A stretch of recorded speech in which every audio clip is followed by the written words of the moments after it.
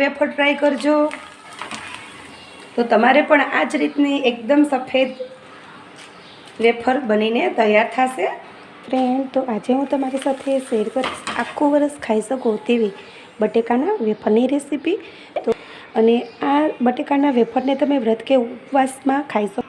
ખૂબ સરસ એવી ખાવામાં મજા આવે છે। તો ટેસ્ટમાં બેસ્ટ અને ઘરે જ બાળકોને તરીને અપાઈને તેવી એકદમ દૂધ જેવી ઉજળી વેફર આપણી બનીને તૈયાર થઈ ગઈ છે। તો આ વેફર કોઈ પણ ઝંઝટ વગર બની જાય છે। તો વિડીયોને સ્કીપ કર્યા વગર એન્ડ સુધી જોજો તો જ ખ્યાલ આવશે કે બટેકાની વેફર આપણી કેવી બની છે। તો ચાલો, સૌથી પહેલાં તો મેં અહીંયા બટેકા લીધેલા છે। તો તમે જો આ રીતના બટેકાની પસંદગી કરવાની છે। જો નથી વધારે નાના બટેકા કે નથી વધારે મોટા બટેકા, જો આ રીતના મીડિયમ સાઇઝના બટેકા હશે ને તો તમે આ રીતના જ્યારે ઊભી વેફર કરશો ને ત્યારે એકદમ સરસ એવી તમારી વેફર તૈયાર થશે। અને જો આ જ રીતની સાઇઝના બટેકા હશે ને તો સાઈડમાંથી વેફર તમારી કટ નહીં થાય અને એક જ સરખી પરફેક્ટ એવી વેફર તમારી બનીને તૈયાર થશે। તો આ જ રીતના આપણે બટેકાની પસંદગી કરવાની છે। તો ત્યારબાદ હવે સૌથી પહેલાં તો આપણે બટેકાની છાલને રિમૂવ કરી લઈશું। તો મેં આ રીતની બટેકાની છાલને રિમૂવ કરી લીધી છે। તો સૌથી પહેલાં બટેકાની છાલ રિમૂવ કરીને ડાયરેક્ટ જ આપણે પાણીમાં બટેકાને એડ કરતું જવાનું છે, જેથી બટેકું ઉપરથી કાળું ના પડે એ વાતનું આપણે ખાસ ધ્યાન રાખવાનું છે। તો સેમ પ્રોસેસથી આપણે બધી જ બટેકાની છાલને રિમૂવ કરવાની છે। જો હજી સુધી મારી ચેનલને સબસ્ક્રાઈબ ના કરી હોય તો સબસ્ક્રાઈબ કરી દેજો, સાથે બેલ આઇકોનને જરૂરથી દબાવજો।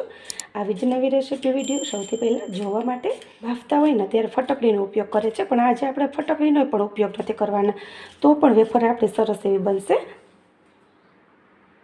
સૌથી પહેલાં તો મેં અહીંયા એક બાઉલમાં પાણી લીધેલું છે। તો વેફર આપણે સીધી જ પાણીમાં જ પાડવાની છે, બહાર નથી પાડવાની। જો પાણીમાં પાડશો ને તો તમારી વેફર છે ને લાલ નહીં થાય અને સરસ એવી સપ્તળિયા બાદ સફેદ જ થશે।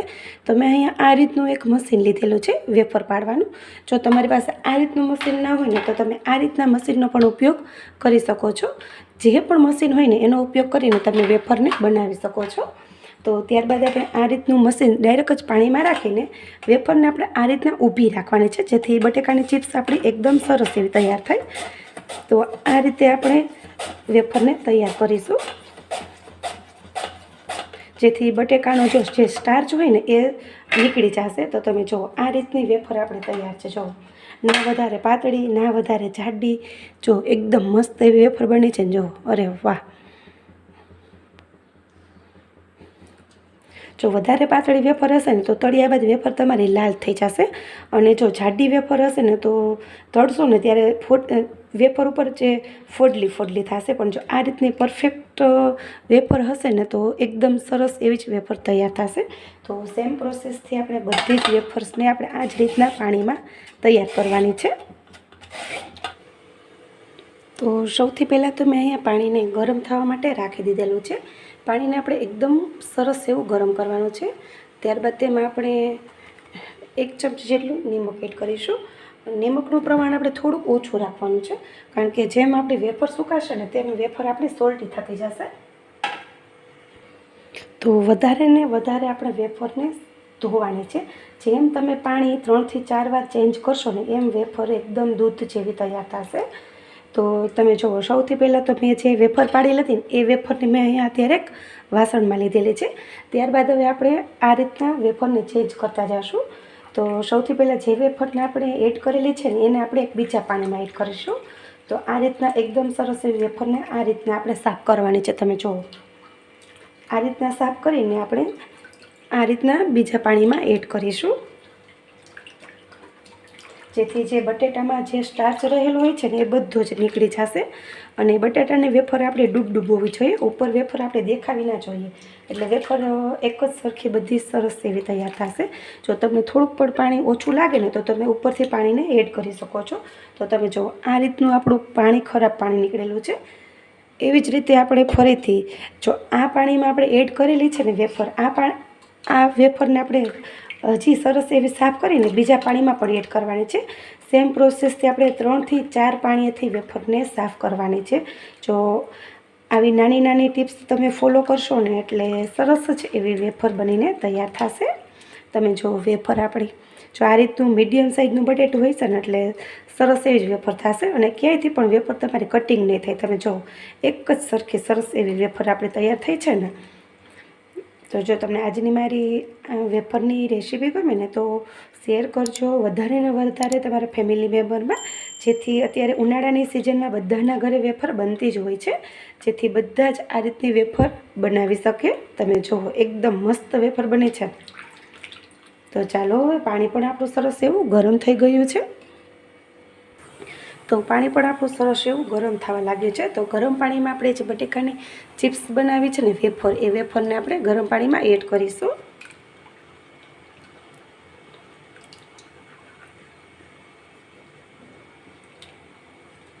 જેટલા આપણા વાસણમાં સમાય ને એટલી વેફરને આપણે એડ કરી દેવાની છે.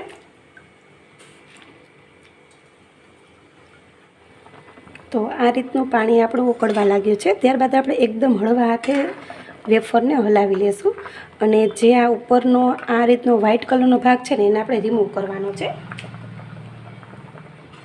આ રીતના આપણે એને કાઢી લેશું અને એકદમ હળવા હાથે હલાવવાની છે. અને વધારે પડતી વેફરને પણ આપણે બાફવાની નથી. જો વધારે બફાઈ જશે ને તો વેફર તમારે જ્યારે તમે બહાર કાઢશો ને ત્યારે વેફરના કટકા થઈ જશે. તો એ વાતનું પણ આપણે ખાસ ધ્યાન રાખવાનું છે.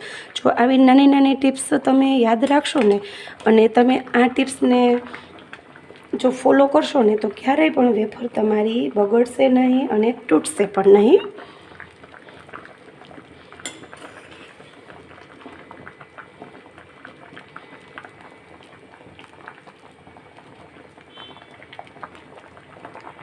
અને જે આપણી બાકી રહેલી વેફર છે ને એને મેં આ રીતના તમે જો 4 થી 5 પાણીથી સાફ કરીને લીધેલી છે. અને તમે પાણી જોઈ શકો છો કે પાણી આપણું એકદમ ક્લીન છે.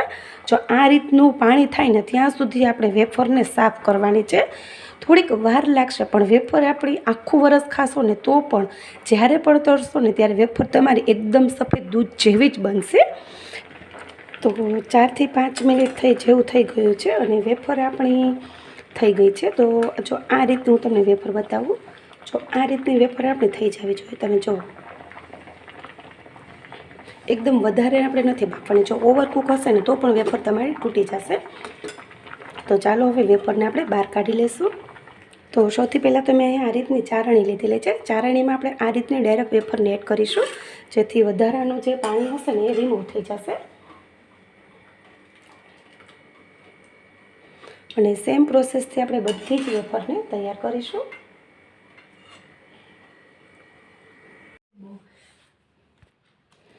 તો બધી જ વેફર્સ આપણી આ રીતની તૈયાર છે. હવે વેફર્સને આપણે એક એક કરીને બધી જ વેફર્સને આ રીતના સૂકવી દેવાની છે.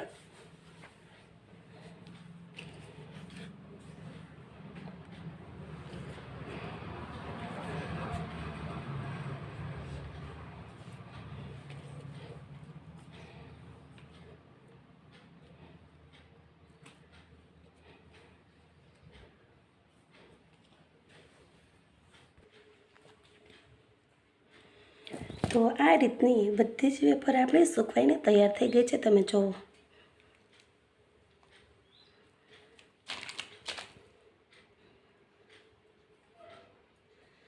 તો આ વેફરને તમે તડકે પણ સૂકવી શકો છો, પણ મેં અહીંયા અત્યારે છાંયે જ સૂકવી છે. છાંયે સૂકવવાથી થોડીક વાર લાગશે પણ વેફર તમારી એક નંબર બનશે. તો ચાલો હવે આપણી વેફર સુકાય ત્યારબાદ આપણે ફરી મળીશું. તો આ રીતની વેફર આપણી સુકાઈને તૈયાર થઈ ગઈ છે. તમે જુઓ એકદમ મસ્ત એવી વેફર બની છે અને એકદમ સફેદ વેફર બની છે. બિલકુલ વેફર આપણી ડાર્ક કલરની નથી થઈ. તમને જોતાં જ ખ્યાલ આવી જશે કે વેફર આપણી કેવી બની છે. તો ચાલો હું તમને હવે ફ્રાય કરીને બતાવીશ કે વેફર આપણી કેવી બની છે. તમે જુઓ એકદમ નજીકથી. જો આ જ રીતે તમે બટેકાની વેફરને 4 થી 5 પાણીથી સાફ કરશો ને એટલે એકદમ સરસ વ્હાઈટ એવી જ વેફર તમારી પણ બનીને તૈયાર થશે. હજી સુધી જો મારી ચેનલને સબસ્ક્રાઈબ ના કરી હોય તો સબસ્ક્રાઈબ કરી દેજો. સાથે બેલ આઇકોનને જરૂરથી દબાવજો આવી જ નવી રેસીપી વિડીયો સૌથી પહેલાં જોવા માટે. તો તેલ પણ આપણું સારું એવું ગરમ થઈ ગયું છે. તો ગરમ તેલમાં આપણે હવે વેફર એડ કરીશું. તો તમે જોઈ શકો છો એકદમ સફેદ એવી આપણી વેફર બની છે. અરે વાહ, એકદમ મસ્ત બની છે ને. તો જરૂરથી ટ્રાય કરજો. તો અત્યારે વેફરની સિઝન ચાલી જ રહી છે, બધાના ઘરે વેફર બનતી જ હોય છે. તો એકવાર આ રીતે વેફર ટ્રાય કરજો. તો તમારે પણ આ જ રીતની એકદમ સફેદ વેફર બનીને તૈયાર થશે.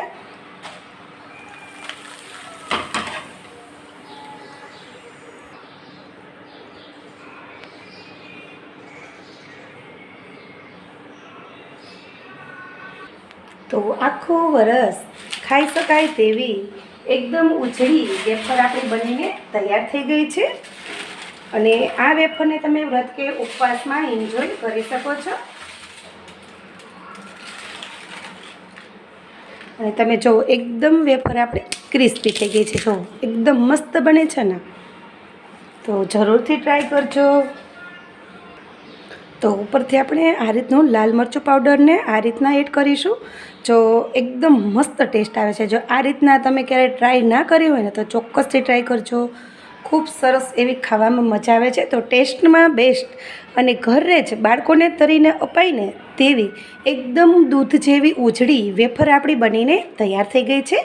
તો ફરી મળીશું એક આવી જ નવી રેસીપી સાથે. Thank you friend. જય શ્રી કૃષ્ણ.